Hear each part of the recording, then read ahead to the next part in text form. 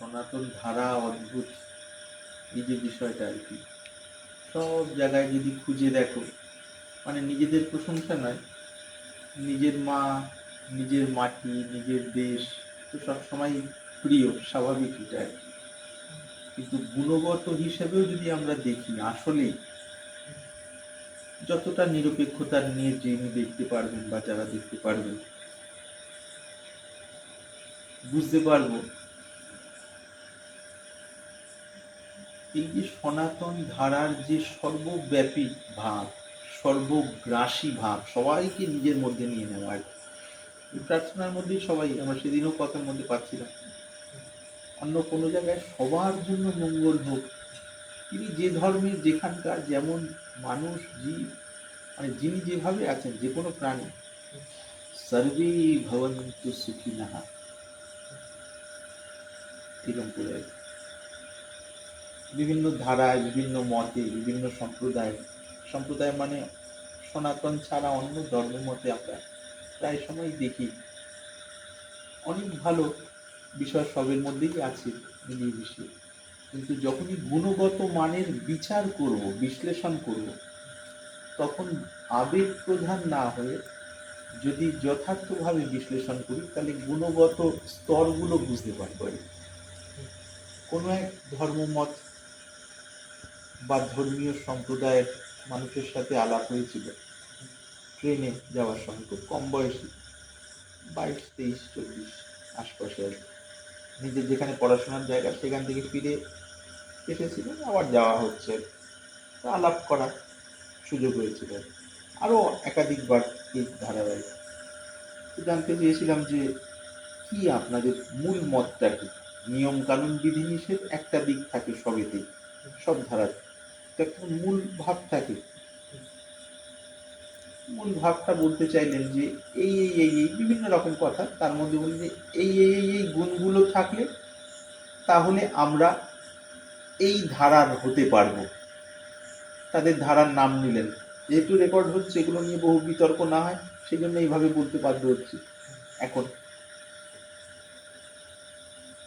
তো সেই হিসেবে আচ্ছা, এই গুণ থাকলে তাহলে আপনাদের সম্প্রদায় বা ধারা অনুযায়ী হতে পারা যাবে, এইটি বলতে চাইছেন। যদি এই গুণ সবই রইল, কিন্তু আপনাদের সম্প্রদায় ভুক্ত নন, সেইরকম মানুষ যদি পৃথিবীর কোনো প্রান্তে আমরা পাই বা থাকেন, তাহলে তার বিষয়ে কীরকম দৃষ্টিকোণ থাকবে আপনার বা আপনার ধর্মমতের বা সম্প্রদায়ের। এইটাই দৃষ্টিকোণ ওনার কথায়, এইটাই দৃষ্টিকোণ। তিনি আমাদের সম্প্রদায় বা ধর্মমতে আসতে পারবেন বা এখানে আসার যোগ্য আর কি। কথাটা বিশ্লেষণযোগ্য আর কি, বোঝার বিষয় আর কি। তার মধ্যে 10টা গুণ ধরে নাও, 10টা গুণ এর কথা বলি, 10টা গুণ থাকলে তিনি তার মানে আমাদের ধারায় আসতে পারবেন। আমাদের ধারা মানে এখানে শৈব বৈষ্ণব শাক্ত গানপত্য যোগ জ্ঞান ওই বলছি না, তার মানে ধারাটা মূল হয়ে যাচ্ছে, কিন্তু গুণগুলো মূল নয়, গুণগুলো উপায়, লক্ষ্যটা হলো ধারা। তাই তো কথার পেছনে এই কথারই আভাস আমরা পাচ্ছি। অর্থাৎ এই গুণ সকল থাকলে তিনি আমাদের ধারায় আসতে পারবেন, আমাদের ধর্মমত বা আমাদের ধর্মীয় যে সম্প্রদায়, যেটা বিশ্বব্যাপী প্রচার হয়ে আছে, তাতে আসার যোগ্য বা যোগ্যতা অর্জন করেছেন, এই হলো বক্তব্য।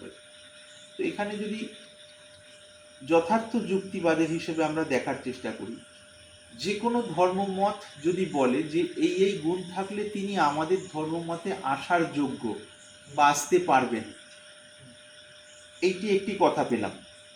আরেকটি কথা যদি এরকম হয় তার পাশে, হ্যাঁ এই গুণগুলো থাকলে তিনি মহান, তিনি সকলের নমস্য বা তার দ্বারা মানুষের মঙ্গল হতে পারে কোনো না কোনোভাবে। এই দুটো কথার মধ্যে কোন কথাটিতে বেশি উদারতা পাচ্ছি? পরেরটিতে, যে এই গুণগুলো থাকলে এনাকে কেন্দ্র করে বহু মানুষের মঙ্গল হতে পারবে, এটাই শেষ কথা, একটা সার্বজনীন কথা আর কি।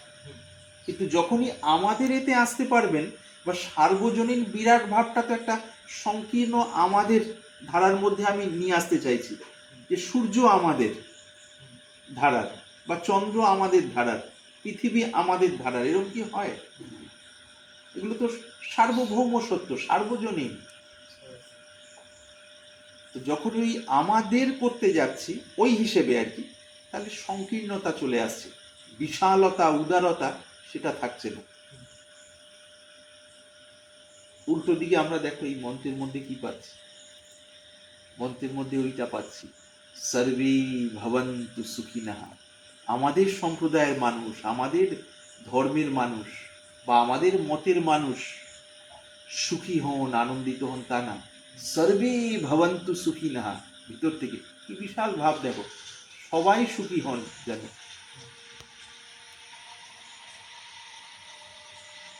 এইটি আবার সেদিন আমরা ওখানে পাচ্ছিলাম বিভিন্ন জায়গায় বিভিন্ন মঠ মন্দিরে আরতির পরে বা সময় বিশেষে এগুলো করা হয়।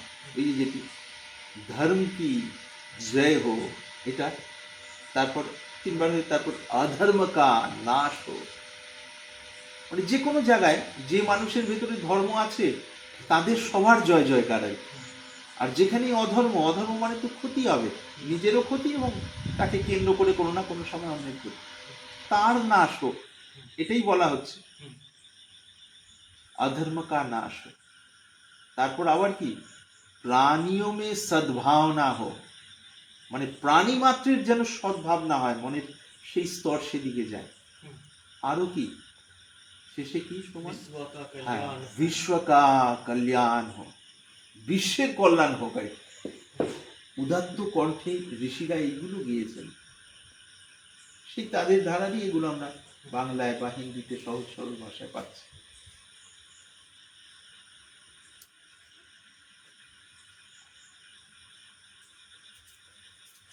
মূল বিষয় হলো এইটি, এইখানে যে সনাতন সনাতন সনাতন বলে, সনাতন ধারা বলে যে আজকাল আমরা এই যে সোশ্যাল মিডিয়ায় যে বিরাট একটা ঢেউ দেখছি এবং মানুষের একটা জাগরণ দেখছি, তার পক্ষে বিপক্ষে বহু আলাপ আলোচনা, বহু ডিবেট অর্থাৎ তর্ক বিতর্ক সভা, তার পক্ষে অনেক কথা, তার বিপক্ষে বহু রকম সমালোচনা, কখনো কখনো নিন্দা, বিভিন্ন দৃষ্টিকোণ থেকে টিপ্পনী, টিকা টিপ্পনী, এগুলো তো পাচ্ছি। কিন্তু যদি আমরা যথার্থই যুক্তিবাদী বলে নিজেদের মনে করি, খুব উদার দৃষ্টিতে এই যে কথাগুলো পেলাম একটু আগে, এই উদার দৃষ্টিতে এই কথাগুলোকে বুঝে নিয়ে পৃথিবীর যে কোনো ধর্মমতকে যদি আমরা সেই দৃষ্টিকোণ থেকে মেলাতে যাই, খুঁজতে যাই, ঠিক এর সমতুল্য আর কোন মত আছে যদি পাই, তাহলে সেটা জানার খুব ইচ্ছাই। আমার জানার মধ্যে তো এখন পর্যন্ত পাইনি এইরকম মানে বিশালতা, ব্যাপকতা। সেই কারণে স্বামী বিবেকানন্দ কেন্দ্র করে আমরা পেলাম এর মধ্যে আরো বহু মানে ধর্মগুরু ছিলেন এবং বক্তা ছিলেন, যে বক্তারা সেখানে খুব সুন্দর বক্তব্য রেখেছিলেন। কিন্তু দেখো স্বামীজির শুরুটাই ওই রকম আর কি, সবাইকে আপন করে নিলেন, সেই বিখ্যাত সম্বোধন আর কি, সবাই। আমার আমেরিকাবাসী বোন এবং ভাইরা, এটা কথার কথা একটা, আর ভেতর থেকে আমার আমেরিকাবাসী বোন এবং ভাইরা, অর্থাৎ অন্তরে সেই ভাতৃভাব, ভগিনী ভাব। ভৌগোলিক অবস্থানের জন্য ওনারা পশ্চিমে আছেন, আমরা প্রাচ্যে আছি অর্থাৎ পূর্বে আছি, সেটা হতেই পারে। আমরা এক ঘরে বিরাট বাড়িতে, এ ঘরে ভাই বোন, ওখানে অমুক, ও ঘরে ওর মা বাবা, এরকম করে থাকি না, স্থানকাল পরিস্থিতি থাকি। কিন্তু ওই আমার, এরা আমার নিজের, সেই সামগ্রিক ভাবটা আমরা ওখানে পাচ্ছি। কি প্রচন্ড আবেগ! এই প্রচন্ড আবেগ কখন হয়? যখন হৃদয়টা শুদ্ধ পবিত্রতার চূড়ান্ত জায়গায় দাঁড়িয়ে থাকে। সেই চূড়ান্ত জায়গায় হৃদয়ের মধ্যেই তো পরমাত্ম তত্ত্ব প্রতিফলিত হবে। আর সেই জায়গা থেকে সবার মধ্যে তাকে দেখে, সবার মধ্যে পরমাত্মাকে দর্শন করছেন, অর্থাৎ অনুভব হয়েছে। এবার মানবীয়ভাবে চূড়ান্ত মানে শুদ্ধ আবেগের একদম ঘরোয়া সম্বোধন, ভাই বোন, এরকম আন্তরিক সম্বোধন কত সুন্দর দেখো, সেইভাবে সম্বোধন করছেন, সম্বোধনে। তারপর তার বক্তব্যের মধ্যে এটাও পেয়েছি, আমি সেই ধর্ম থেকে এসছি, সেই জাতি থেকে এসছি, সেই ভাব থেকে এসছি। যে জাতি, যে ধর্ম, যে আধ্যাত্মিক ভাব সবাইকে গ্রহণ করে নিয়েছে, স্বীকার করে নিয়েছে, বাদ দেয়নি। এই যে বিশ্বগ্রাসী ভাব কোথায় পাচ্ছি বলো? এটা বলার উদ্দেশ্য অন্য কোনো ধর্মমতকে বিন্দুমাত্র অশ্রদ্ধা বা অপমান করার উদ্দেশ্য নয়। আমরা যারা মানে সৌভাগ্যক্রমে এই সনাতন ধারার মধ্যে রয়েছি বা তার মধ্যে চলার সুযোগ পেয়েছি বা কিছু না কিছু সূত্র পাচ্ছি, যেখান থেকে হোক, জন্মসূত্রেও যদি ধরি, আমরা যেন নিজেদের গরিমাকে চিনতে শিখি। গরিমা মানে নিজেদের মাহাত্ম্য। কোন দেশে জন্মগ্রহণ করেছি, ঋষিমুনিরা কি পথ আমাদের দিয়ে গেছেন, আমাদের পূর্বজ মানে পূর্বপুরুষরা কিভাবে চলেছেন আর তার মূল ভাবটা কি? মূল ভাবটা হলো এই সর্বব্যাপী উদারতা, সবাই আপনা নিজের করে না। ওই যে সেই কথাটি কত অদ্ভুত সংস্কৃততে শব্দ রয়েছে, বসুধৈব কুটুম্বকম, সারা বসুন্ধরাই আমার আত্মীয় আর কি। এটা কিভাবে হবে? যখনই ওই ইন্দ্রিয় রাজ্য থেকে মনটা তুলে নিয়ে আত্মার ভূমিতে প্রবিষ্ট হতে থাকবে না, সত্যি সত্যি যে কোনো পদ, সবাই ভেতর থেকে একটা আপন ভাব, মুখে বলা হোক না হোক, সেই আপন ভাবের কারণেই মনটা শিষ্ট হয়ে যায়। শিষ্ট মানে স্বাভাবিক সংযম, একটা নিয়ন্ত্রণের হিসেব, পথে চলতে গেলে সেটা করতে হয়, কিন্তু সেটা যখন সফল হয়, সিদ্ধ হয় সংযম, ধীরে ধীরে ধীরে স্বাভাবিক সংযম, শান্তির কারণে, এই দিব্য বোধের কারণে আর কি। বোধের এইটা একটা স্তরের আভাস দিলাম, এটা যত যত গভীরে যায় সেই পরম। তো বসুধৈব কুটুম্বকম, তো আমাদের দেখানো হয়েছে, ভুল বোঝানো হয়েছে যে সনাতন ধারা বা হিন্দু ভাব যেটা বলছি, সেটা খুব কুসংস্কারে ভরা, এই ভরা ওই ভরা। এবার ছোটবেলায় বইপত্রে আমরা ওইগুলোই পেয়েছি বেশি করে, ওগুলোর উপরেই বেশি মানে হাইলাইটেড হয়েছে ওই বিষয়গুলো, আর বিশেষভাবে প্রকাশিত করা হয়েছে। আর এই যে মূল মূল বিষয়গুলো হালকা হালকা গৌণভাবে আমাদের ওই চ্যাপ্টার অধ্যায়গুলোতে সামান্য আলোচিত, অর্থাৎ খুব অল্প আলোচনা ছোঁয়া দিয়ে চলে গেছে। এগুলো তো সবারই অভিজ্ঞতা, এটা তো কোনো ভাববাদদের প্রচার করছি না, এই বাস্তব জগৎ যদি এটাকে ধরি তার হিসাবেই বলছি যৌক্তিকভাবে।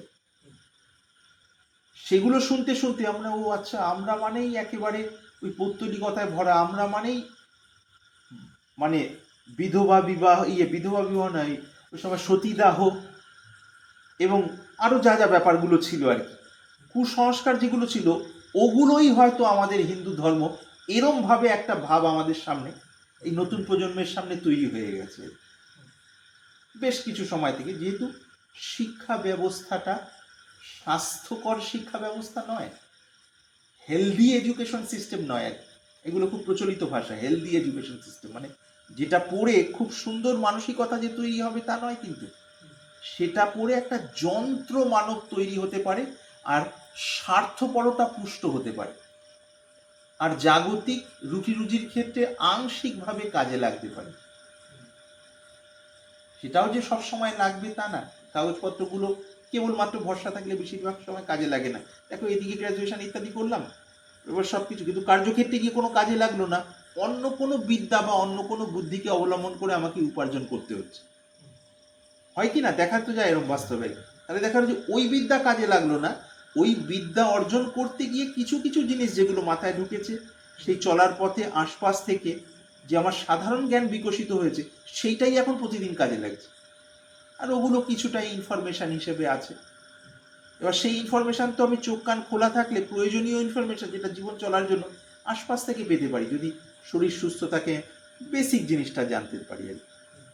নিজের ভাষা জানলাম, সম্ভব হলে রাষ্ট্রভাষা জানলাম, বা রাষ্ট্রভাষা বলে যেটা বহুল প্রচারিত সেটা, বা আন্তর্জাতিক ভাষা যদি সম্ভব হয় জানলাম। বেসিক গণিত মানে সাধারণ প্রাথমিক যে অঙ্ক, সারা জীবনে বেশিরভাগ অঙ্ক কোনটা কাজে লাগে? যোগ বিয়োগ গুণ ভাগ। সাধারণভাবে তো এটা কাজে লাগে। বিরাট বড় সরল বা আরো আরো যে বড় বড় অঙ্কগুলো, সেগুলো সাধারণ মানুষের রোজকার জীবনে কাজে লাগে? দরকারই পড়ে না হয়তো সারা জীবনে।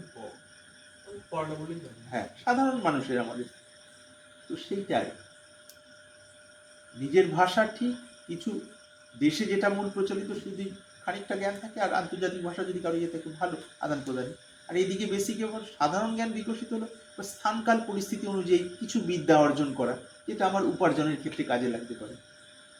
বেশ কিছু অভিজ্ঞ মানুষের এইটা মত যে শিক্ষা পর পর করে করে মাথায় স্টোর করতে করতে যথার্থ প্রতিভা বিকশিত হতে পারে না। কারণ এখানকার যে স্নায়ুতন্ত্র, তার উপরে তো একটা ওই সিলেবাসের চাপ এত বেশি পড়ে যায়, স্বাভাবিক যে বিকাশ হওয়ার সেটা অনেক ক্ষেত্রেই হ্যাম্পার্ড হয় আর কি। অর্থাৎ তাতে ক্ষতিগ্রস্ত হয়। সেটা আমরা জানি না, যেহেতু ওই কোনো না কোনো প্যাটার্নে চললে, বেশিরভাগ মানুষ যে প্যাটার্নে চলেন তার বাইরে আমরা চট করে ভাবতে পারি না। অনেক বছর পর অনেক ক্ষতি হয়ে যাওয়ার পর ভাবতে ভাবতে হবা আবার একটা নতুন পথ শুরু হয়, তখন এগুলো আস্তে আস্তে গ্রহণ হয়।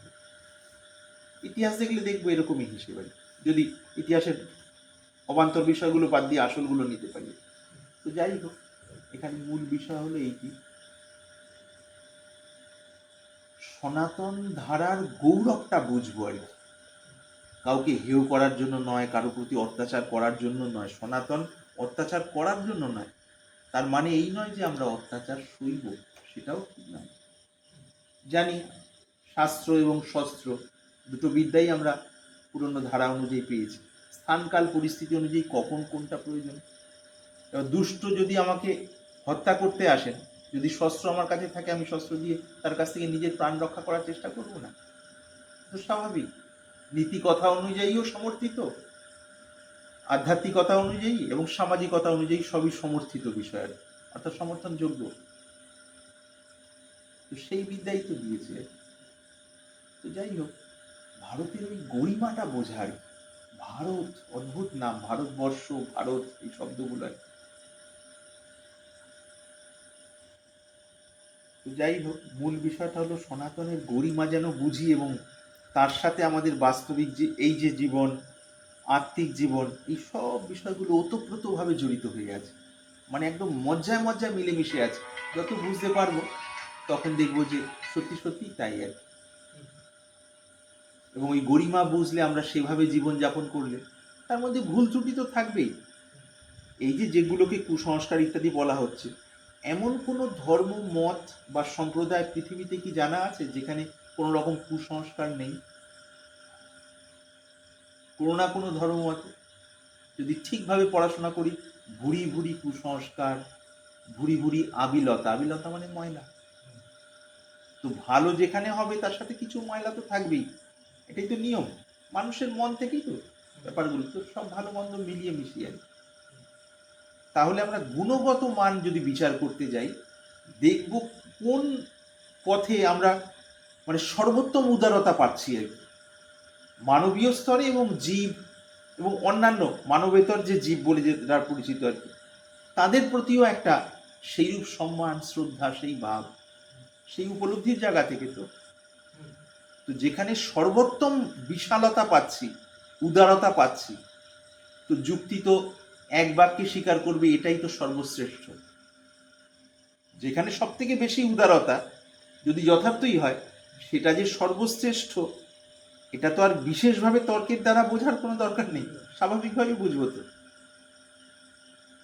কোনো মানুষ যদি স্বাভাবিকভাবেই অন্যদের প্রতি মানে সত্যি সত্যি ভেতর থেকে সরল ব্যবহার হতে থাকে, এবং সবাইকে হৃদয় থেকে, এবং স্থানকাল পরিস্থিতি অনুযায়ী সেগুলো পরিবর্তন হতে পারে, কিন্তু হৃদয়ের ভাব যদি ওটা থাকে, ওটা কিন্তু চাপা থাকবে না, ওটা স্বাভাবিকভাবে প্রকাশিত হতে থাকবে।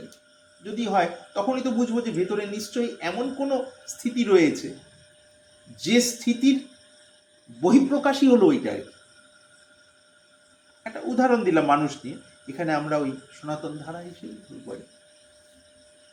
তাহলে এখন প্রশ্ন আসতে পারে যে সনাতন ধারা হিসেবে বেশ কিছু মন্তব্য অনেকেই হয়তো করছি সনাতনের অনুযায়ী যারা, যেগুলোকে অনেক সময় অহিংসার অনুযায়ী নয় মনে হচ্ছে, অহিংসার মতো নয়, খানিক হিংসার ভাব বলে মনে করছে। সমালোচকরা সমালোচনা করেন তো এরকম করে, কিন্তু চতুর্দিকে যখন প্রবল হিংসার পরিবেশ, তখন কিছু কিছু সময় আপাতকালীন পরিস্থিতি আর কি, অর্থাৎ এমার্জেন্সি আর কি, বিশেষ পরিস্থিতিতে কখনো কখনো হয়তো কেউ আততায়ী হত্যা করতে আসছে, তো সেখানে আমি তাকে বোঝাবো যে সেটা নেওয়ার মতো সেই এবিলিটি নেই, ভেতরের সামর্থ্যই নেই আর কি। তখন তো হঠাৎ করে তাকে আটকানোর জন্য আমাকে কিছু দিয়ে একটা প্রতিরোধ করতে হবে। তো যে মানুষটা ওই পরিস্থিতি জানেন না, শুধু যদি আমাকে দেখেন, তখন আমার কার্য দেখে মনে হবে যে আমি হিংসা অনুযায়ী আচরণ করছি। কিন্তু সেই হিংসাটা তো ওই ভয়ঙ্কর হিংসার একটা প্রতিহিংসা, ওটাকে আটকানোর জন্য, ওনাকে বধ করার জন্য নয় নিজের তরফ থেকে। ওটা না আটকালে উনি আমাকেও বধ করবেন এবং বহু মানুষেরও ক্ষতি করবেন। এই পুরো ব্যাপারটা যখন সামগ্রিকভাবে বুঝবো, তখন বুঝতে পারবো সনাতন ধারা হতে যে একটা প্রবল ভাবের আন্দোলন, এবং যেটাকে অনেক সময় আমরা হিংসা বলে মনে করতে পারি, যে না আপনারা বলেন উদারপন্থী, আপনাদের মধ্যে তো এই দেখুন উগ্র মন্তব্য অনেকেই করছেন। ওই উগ্র মন্তব্য নিজের থেকে করা হচ্ছে না, অন্যান্য প্রচন্ড উগ্র ভাব যেগুলো আসছে সইতে সইতে একটা সময় পর ওই দেয়ালে পিঠ থেকে গেলে যখন এখান থেকে আবার একটা বেরোয়, সেটাই ওই আত্মরক্ষার মতো আর কি, প্রতিবাদ রূপে, প্রতিরোধ রূপে বেরিয়ে আসছে। আর এটা হওয়া উচিত, না হলে তো শেষ। আমরা শুনেছি না, অন্যায় যে করে এবং অন্যায় যে সহে, তব ঘৃণা তারে যেন তৃণ সমদয়। এটাই, যিনি অন্যায় করেন এবং অন্যায় যিনি সহ্য করেন, ভগবানের উদ্দেশ্য তব ঘৃণা, তোমার ঘৃণা যেন তাকে তৃণের মতো, তৃণ সম অর্থাৎ তৃণের মতো, দহে মানে যেন জ্বালিয়ে দেয়, ভস্ম করে দেয়। একজনের প্রতি প্রবল অন্যায় করা হচ্ছে আর কি, বহু মানুষ, আরেকজন খুব সক্ষম হওয়া সত্ত্বেও না আমরা জানি না বিষয়টা বা গুরুত্ব দিচ্ছি না, অথচ সব দিক থেকে সক্ষম, তখন বুঝতে হবে যে তিনিও সেই ক্ষেত্রে প্রশংসার যোগ্য নন। এটাই, যাই হোক, তো এখানে মোটামুটি এই একটা প্রসঙ্গ হলো আপাতত।